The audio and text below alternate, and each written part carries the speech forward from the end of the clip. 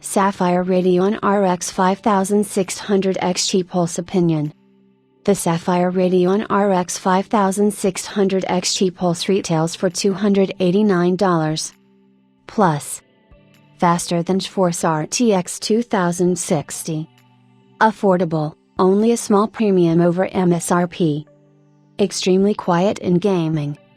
Idle fan stop. Much better energy efficiency than Polaris or Vega, now on par with NVIDIA Touring. Backplate included. Dual BIOS. PCI Express 4.0.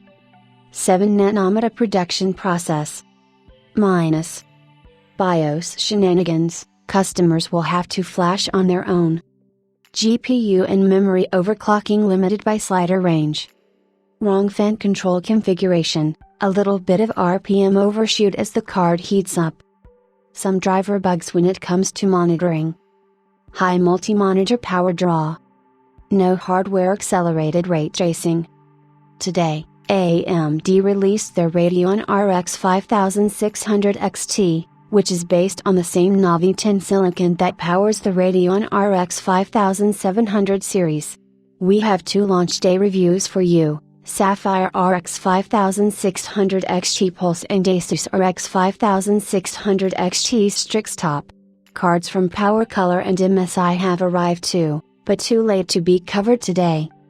AMD originally intended for the Radeon RX 5600 XT to go up against NVIDIA's GeForce GTX 1660 Super and GTX 1660 Ti.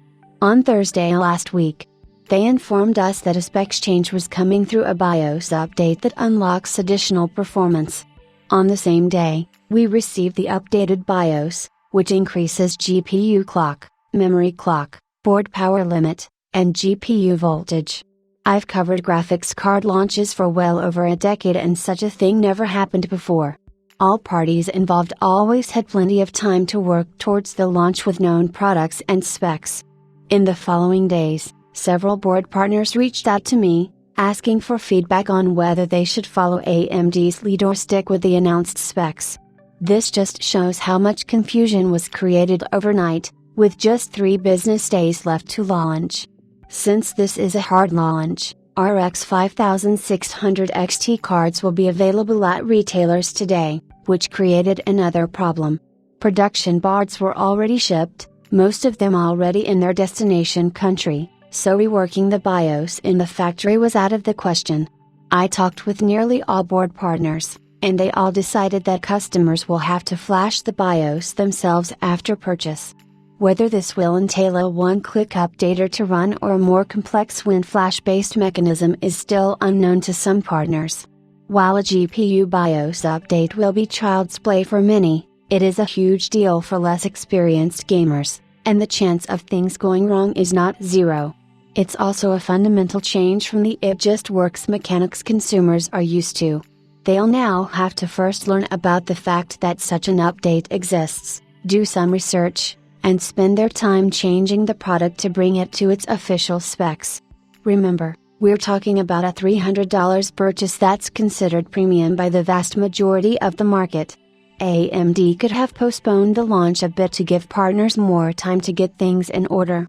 Let's just hope they're generous with RMAs and supportive of cases where something goes wrong with the BIOS flash. Thankfully, some cards, such as the Sapphire Pulse, include a dual BIOS to survive a bad BIOS flash, but not all cards have it.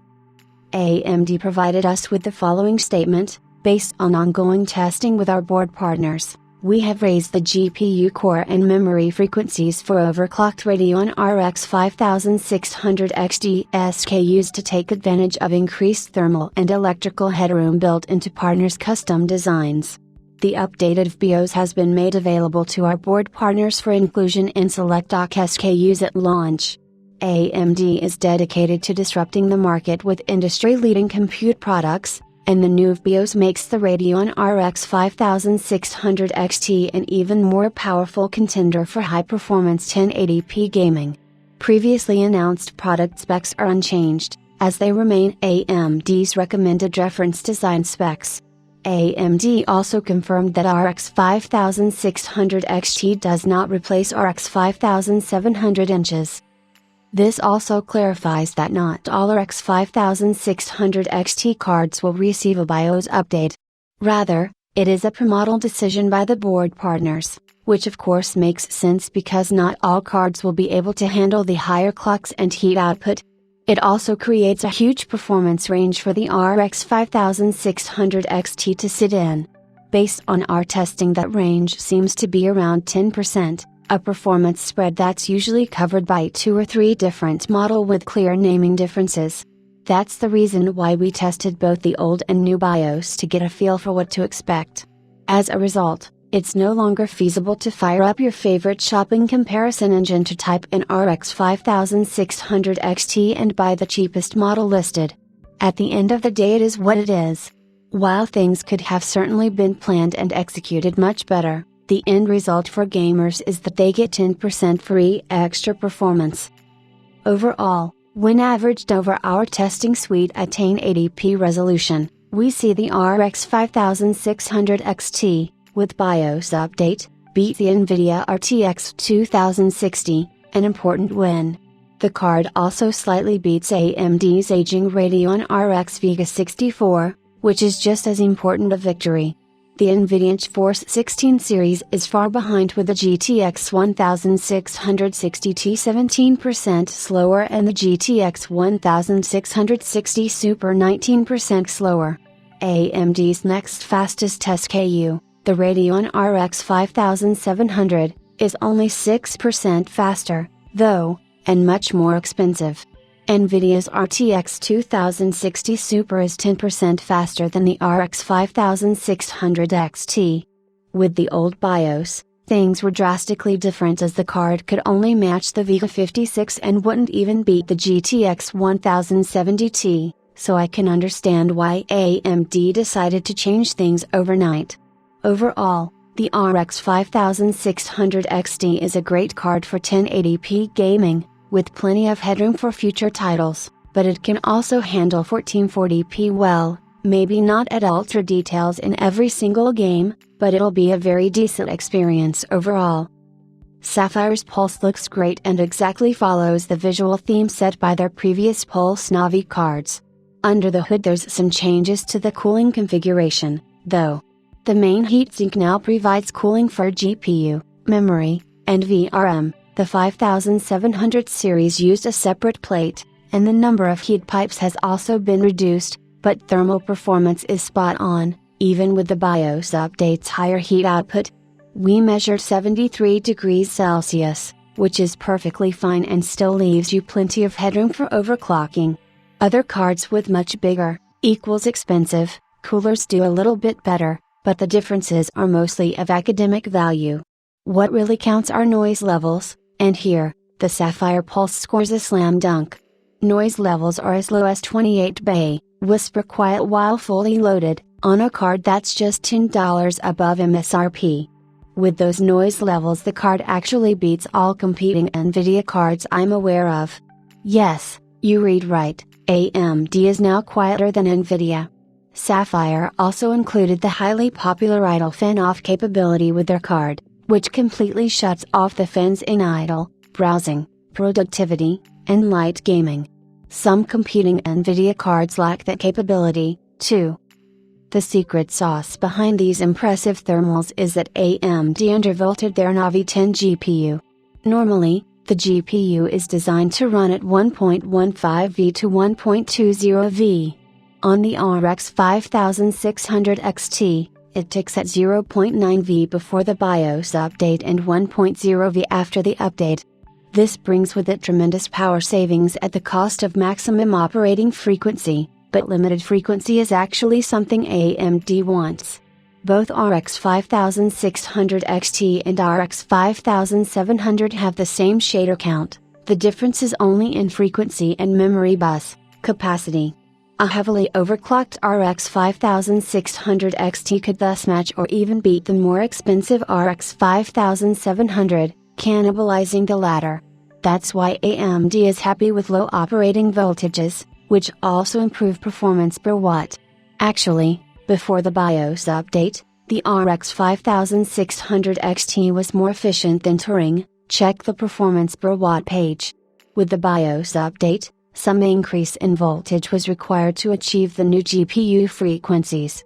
AMD basically traded 20% efficiency for 10% performance, a reasonable move in my opinion because noise and thermals aren't impacted that much.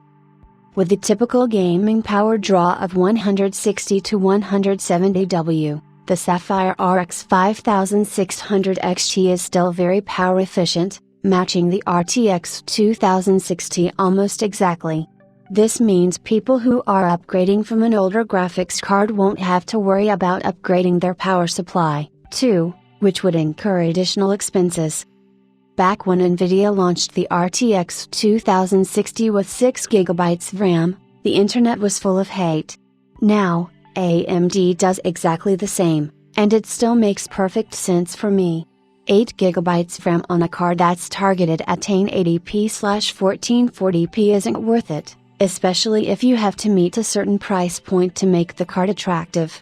Looking through our performance results, I can identify only a single clear case: Assassin's Creed Origins. Here, we see the RX 5600 XT fall behind at 1440p, but all the other games are running fine. If you absolutely must have 8GB of RAM, then be ready to pay for it. The RX 5700 and RTX 2060 Super have you covered. It's not something I would do in this case where money matters. The next and certainly bigger controversy will be real-time ray tracing support. Nvidia's RTX 2060 supports hardware-accelerated ray tracing, while the RX 5600 XT does not. While proliferation of RTX is limited today, several big titles with RTX support are coming out this year. Next-gen consoles will also have support for hardware ray tracing, which will further push game developers to embrace the new technology. Still, I would say ray tracing isn't the most important capability in this market segment right now. On the other hand, RTX 2060 is barely more expensive than RX 5600 XT and has that unique selling point, making this a close call. In the end, and mostly because of the BIOS update, Sapphire's Radeon RX 5600 XT Pulse has become a worthy contender for the sub-$300 segment. It is priced at $289, which is a very reasonable increase of only $10 over the AMD MSRP. I talked to various partners, and they say $279 is almost impossible to reach. Their margins are paper thin, in some cases less than on comparable Nvidia SKUs. They also mentioned that AMD was not willing to adjust their pricing, no matter what, which is probably another reason why they went the performance up route instead of the price down approach. We also looked at other RX 5600 XT cards today, but they are all more expensive than the Pulse and offer similar performance without vastly better thermals, which is why Sapphire's Pulse would be my first pick for a RX 5600 XT. Comparing the RX 5600 XT board design with the $299 EVGA RTX 2060 we reviewed yesterday, we can immediately see huge differences in manufacturing cost. AMD's VRM uses much more expensive components, and the overall complexity is higher, too. The PCB itself is also more expensive. Typically a 12-layer PCB is used for the RX 5600 XT, whereas the RTX 2060 can make do with just 6 layers. All this suggests that Nvidia is better prepared for a price war with AMD. The big unknown is ASIC pricing. Nvidia's 12nm Touring is bigger in die size, but cheaper to make than AMD's 7nm Navi. At the end of the day, for you as customer, all this doesn't make any difference, though. You now have two very similar options that both have comparable average performance with very similar pricing, and power/heat/noise is no longer a clear win for Nvidia, either. I wouldn't be surprised if competition will heat up even more in this segment. The Radeon RX 5700 Non-XT and RTX 2060 Super will become more difficult to sell, too, because their performance uplift doesn't justify the higher cost unless you absolutely must have 8 GB of RAM. That's why I think pricing for these two SKUs might be coming down soon, too. Looks like 2020 will be an interesting year for graphics hardware. If you don't feel like a computer expert and BIOS update is something you've never done, and it scares you, I'd strongly recommend holding off on your RX 5600 XT purchase until the currently fluid situation has stabilized and we know if there's any gotchas to watch out for. The next batches of cards that will reach retailers will all come with the right BIOS installed, but nobody knows when that happens or how to distinguish them on shopping sites. I also uploaded all the BIOS files here for you to take a look at.